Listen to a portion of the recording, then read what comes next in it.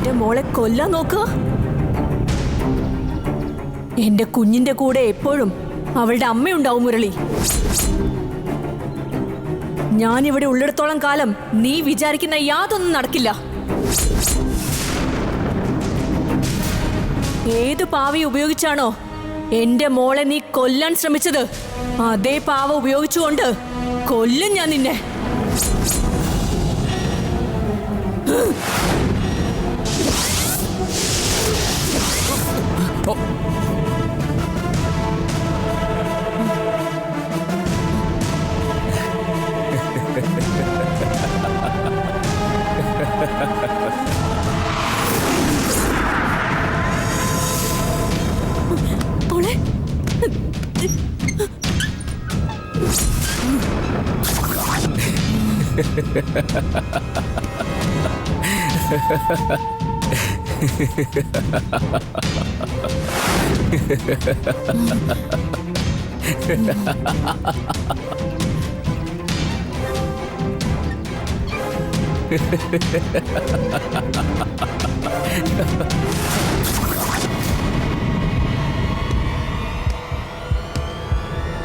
എന്താ ജാനകി, പൊട്ടിത്തെറിക്കെന്ന് പറഞ്ഞ ബോംബ് ഇതുവരെ പൊട്ടിത്തെറിക്കാതെ എന്താന്ന് ആലോചിക്ക.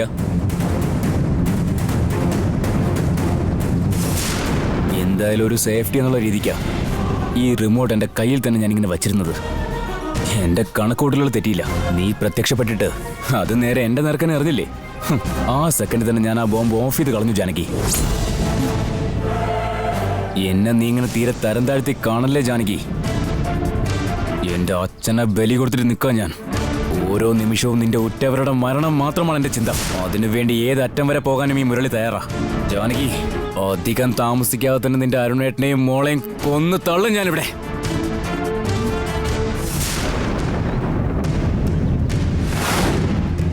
എപ്പോഴാ കൊല്ലാൻ പോകുന്നു ഞാൻ നിനക്ക് പറഞ്ഞു തരട്ടെ, അല്ലെങ്കിൽ വേണ്ട. Just wait and see.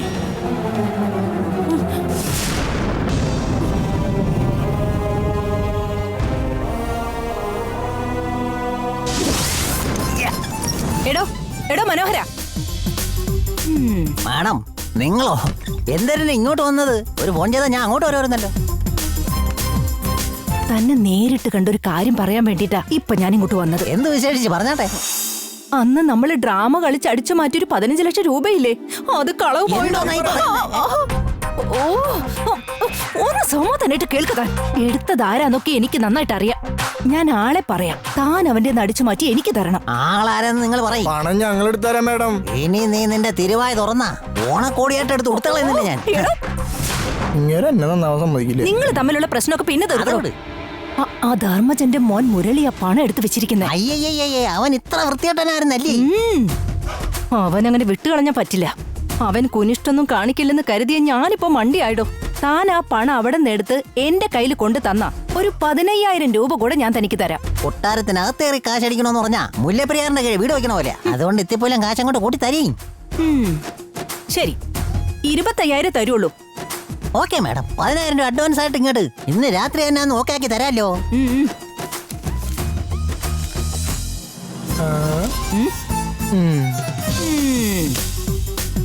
2,000, 4,000, 6,000 തോനെ കാശിലുണ്ടല്ലേ. ഇത് 10,000 രൂപയുണ്ട്. കാര്യങ്ങളൊക്കെ കൃത്യമായിട്ട് ചെയ്ത ബാക്കി കാശും കൂടി തരും. ടെൻഷൻ അടിക്കാതെ വീട്ടിലോട്ട് പോയി ഞാനും എന്റെ അസിസ്റ്റന്റും കൂടി സംഭവം നൈസായിട്ട് തീർത്തരും. ഈ പൊട്ടക്കണ്ണനെ വെച്ചല്ലേ. ഒരു തവണ കാശടിച്ചു മാറ്റി നിന്റെ തരൻ ഒരുപാട് സന്നാഹങ്ങളും കൊണ്ട് വന്നോനെ ഞാൻ. ഇത്തവണ കാശടിച്ചു മാറ്റിക്കഴിഞ്ഞാ ഒരു ചില്ലി കാശ് നിനക്ക് കിട്ടാൻ പോണി. അടിച്ചു മാറ്റിട്ട് എസ്കേപ്പ് ആവണം. അപ്പൊ 50-50 ഇവ എന്നെ ഗുലാം ഭരിച്ചിട്ട് പൊട്ടിച്ചോണ്ട് പോവല്ലേ.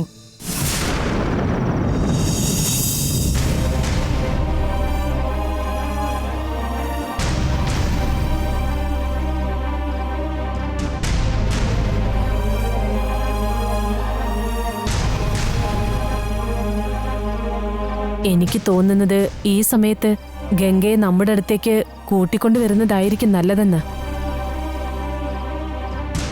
അത് തന്നെയാണ് എനിക്ക് ശരിയും തോന്നുന്നത്. ഗംഗയെ തനിച്ചവിടെ ആക്കുന്നത് എന്തുകൊണ്ട് ആവത്തായിരിക്കും. എന്താ ഒന്നും പറയാത്തത്?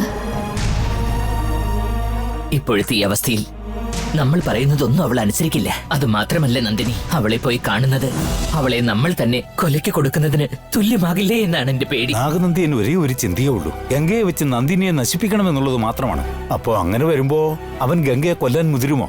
അവൻ യാതൊരു കാരണവശാലും ഗംഗയ്ക്കൊരു ആപത്തും വരുത്തില്ലെന്നാണ് എനിക്ക് തോന്നുന്നത്. പക്ഷേ മറ്റൊരു കാര്യമുണ്ട്, നാഗനന്ദിയൻ ആ മാധവിയോടൊപ്പം ചേർന്ന് ഗംഗയെ അവരുടെ ബന്ധനത്തിൽ വെക്കാൻ സാധ്യതയുണ്ട്.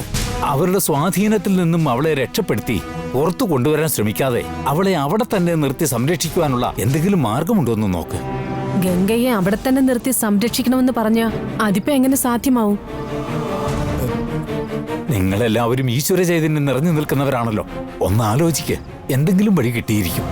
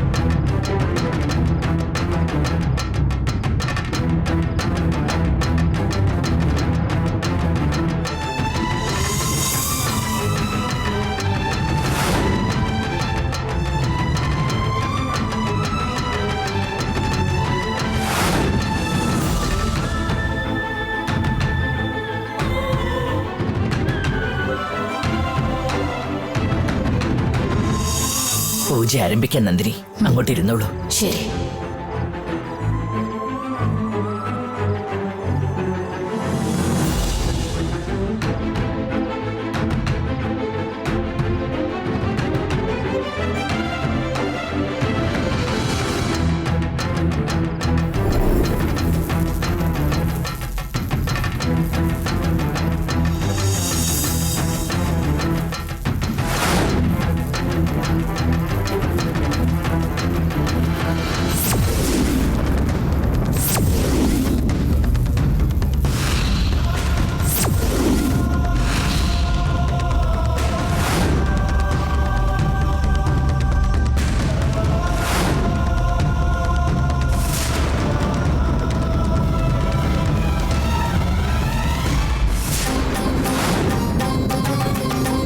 ഇരിഞ്ചിക്കുടി കരപ്പനിൽ നിന്ന് നയനദീക്ഷയാൽ ഞാൻ സ്വീകരിച്ച ത്രിനേത്ര ശക്തിയാണ് നന്ദിനി ഞാനിപ്പോൾ നിനക്ക് തന്നത്.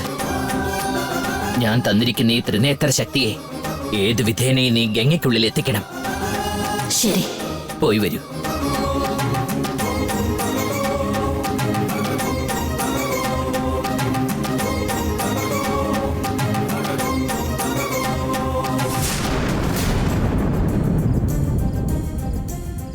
നന്ദിനിക്ക് ത്രിനേത്ര ശക്തി കൊടുത്തിട്ട് അത് ഗംഗയിലേക്ക് എത്തിക്കുവാൻ പറഞ്ഞില്ലേ? ഈ ശക്തികൾ ഗംഗയ്ക്ക് നൽകിയിട്ട് എന്ത് ചെയ്യാൻ പോവാ? ഗംഗയും നന്ദിനിയും ഇരട്ടക്കുട്ടികളാ ഭൈരവി. അവരിൽ ഒഴുകിക്കൊണ്ടിരിക്കുന്ന രക്തം ഒന്നായതുകൊണ്ട് ഏത് പരിവർത്തനവും അവർക്ക് സാധ്യമാകും. ഒരാളെ കുറിച്ച് മറ്റൊരാൾക്ക് മനസ്സിലാക്കാനുമാകും. അതുകൊണ്ട് തന്നെയാണ് ഈ ശക്തി ഞാനിപ്പോൾ നന്ദിനിക്ക് കൊടുത്തത്. നന്ദിനിയുടെ കടമ അവൾ പൂർത്തീകരിക്കട്ടെ, ബാക്കിയെല്ലാം വഴിയെ മനസ്സിലായിക്കൊള്ളും.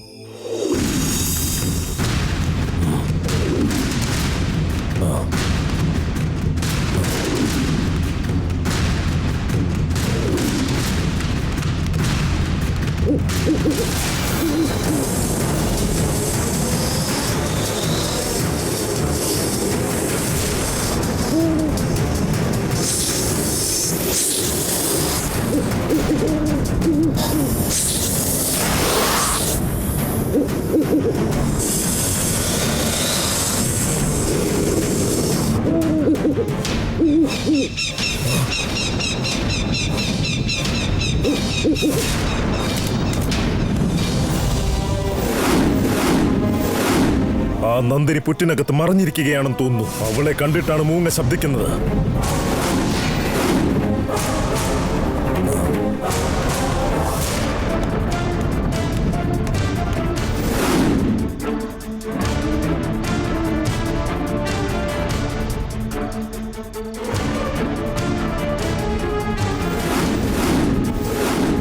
നന്ദിനി പുറ്റിനുള്ളിൽ പോയി കാണും. അകത്തു പോയി പരിശോധിച്ചേ മതിയാകും.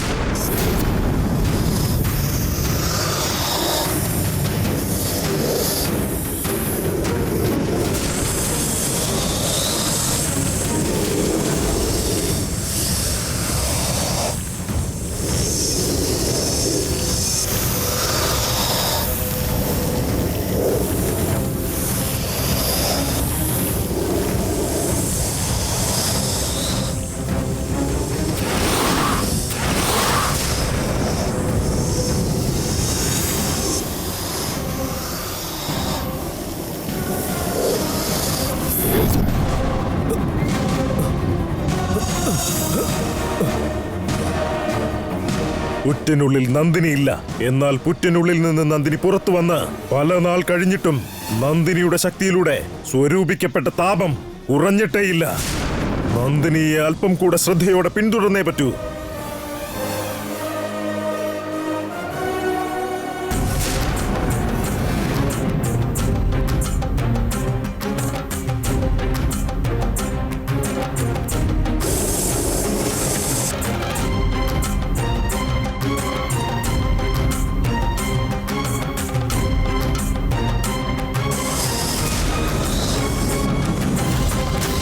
ഗംഗയാണ് നന്ദിനിയുടെ അനുജത്തിന്ന് മനസ്സിലായതോടെ ഇപ്പൊ ഒരു സമാധാനമില്ലാത്ത അവസ്ഥയായി. ഉടനെ തന്നെ ഗംഗയെ ഉപയോഗിച്ച് നന്ദിനിയെ ഇല്ലാതാക്കിയേ പറ്റൂന്ന് എന്റെ മനസ്സ് പറയുന്നുണ്ട്. എന്നാ ആ നാഗനന്ദിയൻ എന്നോട് രാവിലെ വരെ കാത്തിരുന്നേ മതിയാവൂന്നാ പറഞ്ഞിരിക്കുന്നത്. അത്രയും നേരം എങ്ങനെ സമാധാനത്തോടെ ഇരിക്കും എന്നറിയാത്തത്. എന്താ ഇപ്പൊ ചെയ്യാ?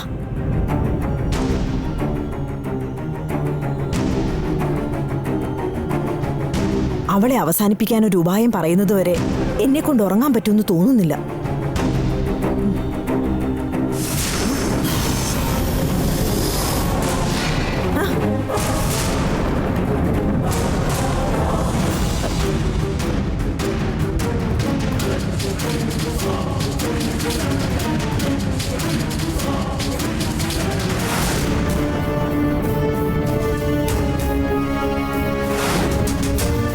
എന്തോ ഒരു സാന്നിധ്യം തോന്നിയല്ലോ എനിക്കിവിടെ. എന്തായിരിക്കും അത്?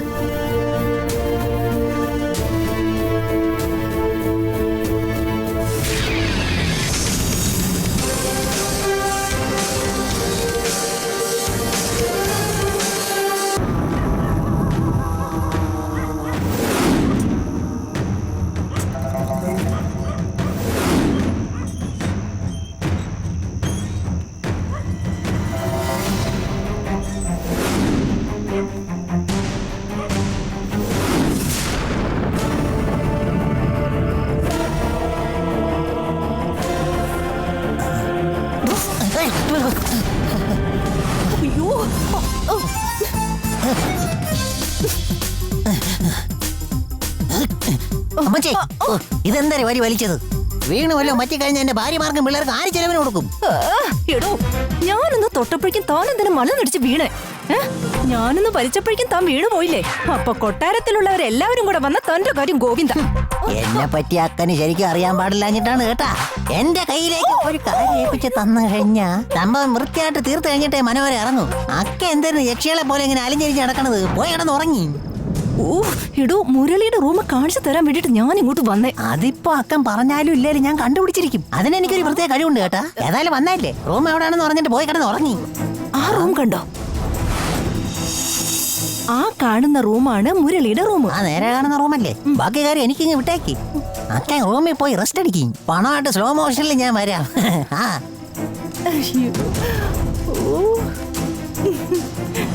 എന്റെ ഈശ്വര, ആ പണം മുഴുവൻ എന്റെ കയ്യിലിപ്പോ തിരിച്ചു കിട്ടുമല്ലോ.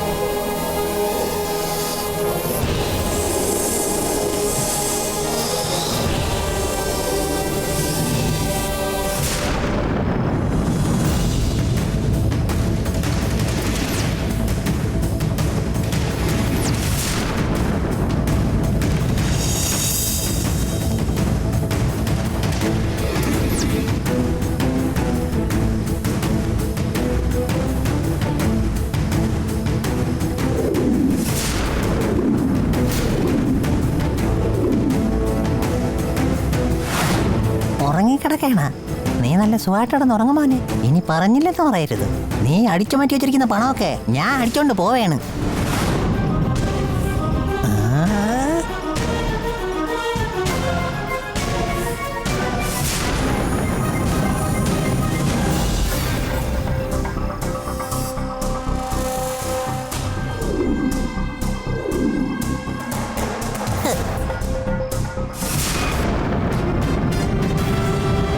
ഞാൻ ഇതുപോലെ എത്ര എണ്ണത്തിനെ മയക്കി കടത്തി കാര്യങ്ങൾ സാധിച്ചേക്കണം. ഏതായാലും നിന്നോട് എനിക്ക് വലിയ നന്ദിയുണ്ട്. നീ ഇങ്ങനെ ഒരു കന്നന്തരി കാണിച്ചോണ്ടല്ലേ വീണ്ടും ഈ കൊട്ടേഷൻ എനിക്ക് വന്നത്. സമയമില്ല നീയെ. ഞാൻ ഈ കാശ് എടുത്തോണ്ട് എങ്ങനെയാണ് പുറത്തോട്ട് പോണേന്ന് നീ ഒന്ന് സ്വപ്നം കാണ്.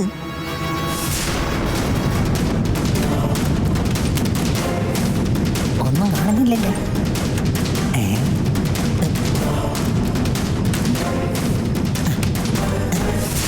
ഉള്ള ഏത് അടുപ്പിക്കൊണ്ട് വെച്ചേക്കണത്? ഇവിടെ ഇല്ലേ? ഇവിടെ തന്നെ കാണും.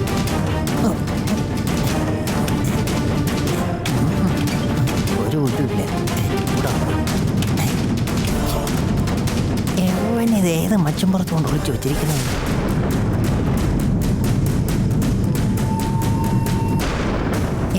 ഇത് ഏത് മച്ചുംപുറത്ത് കൊണ്ട് ഒളിച്ചു വെച്ചിരിക്കുന്നത്?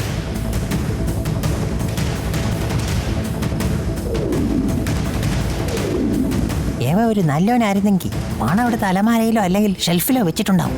എന്നെ പോലെ ഒരു അഴുക്ക പൈലാണെന്നല്ലേ പറഞ്ഞത്. പിന്നെ ഞാൻ എന്തിനും ഇവന്റെ ഷെൽഫുകളെല്ലാം തുറന്ന് നോക്കിയത്? നീ ഇനി എവിടെ കൊണ്ട് ഒളിപ്പിച്ചാലും നിന്റെ മൂളയ്ക്കകത്ത് കയറി ഞാൻ എടുക്കും. മനോരനെ എനിക്ക് അറിയില്ല. നീ ഇനി പാതാളത്തിൽ കൊണ്ടുപോയി ഒളിപ്പിച്ചാലും ഞാൻ എന്താണ്ട ഇതുപോലെ അങ്ങെടുക്കും. By, good bye.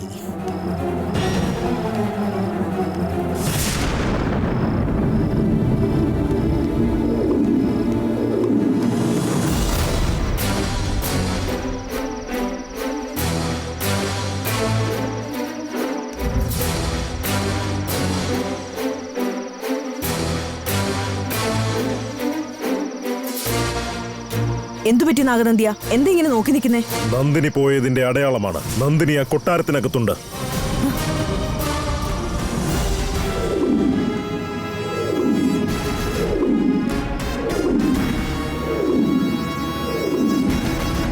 ഈശ്വര, അയാൾ കൊളാക്കുവോ?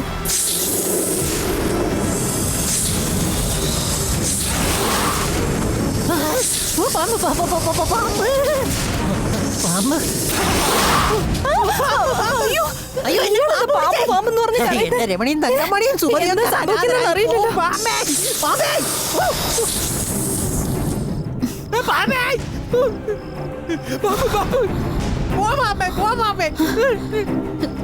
മനുഷ്യനെ പേടിപ്പിക്കാൻ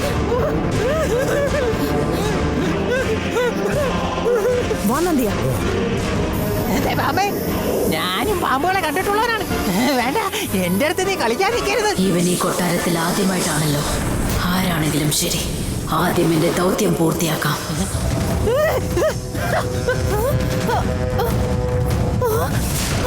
എന്തിനാണ് എന്റെ പറയാ വരുന്നത്? വേറെ വഴി. ഇയാൾ എന്തിനാ ഓടുന്നേ? അയ്യോ, ഇവിടെ വഴിയില്ലല്ലേ.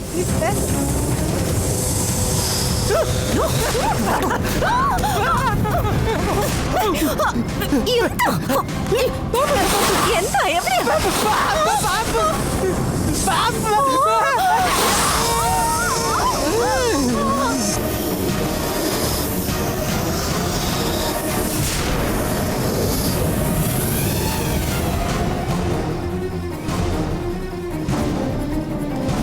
വേഗം വാ, അകത്തുനിന്ന് തന്നെ ശബ്ദം കേട്ടത്.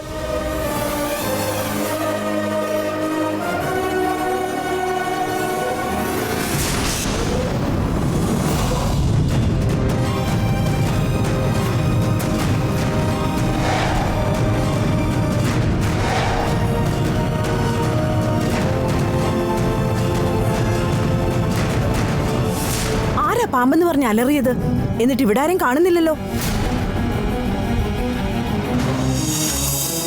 ഇവിടെ എന്താ ഉണ്ടായേ?